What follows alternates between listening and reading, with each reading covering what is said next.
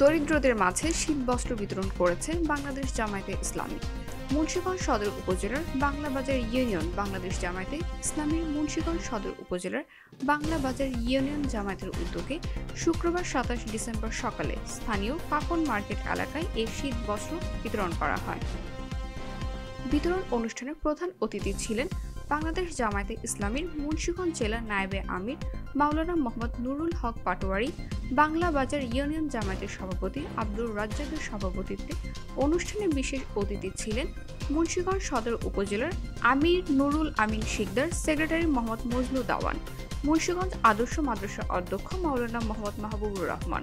আধার union আমির মাওলানা মোহাম্মদ ইব্রাহিম খলিল প্রমুখ। শীত বস্ত্র বিতরণে সার্বিক সহযোগিতা করেন মোহাম্মদ কবির মাঝি, আবু সাইদ মাঝি,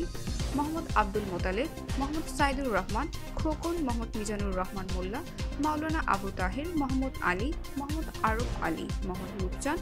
মোহাম্মদ সিরাজুল ইসলাম, আবদুল্লাহ, মোহাম্মদ তাহের প্রমুখ।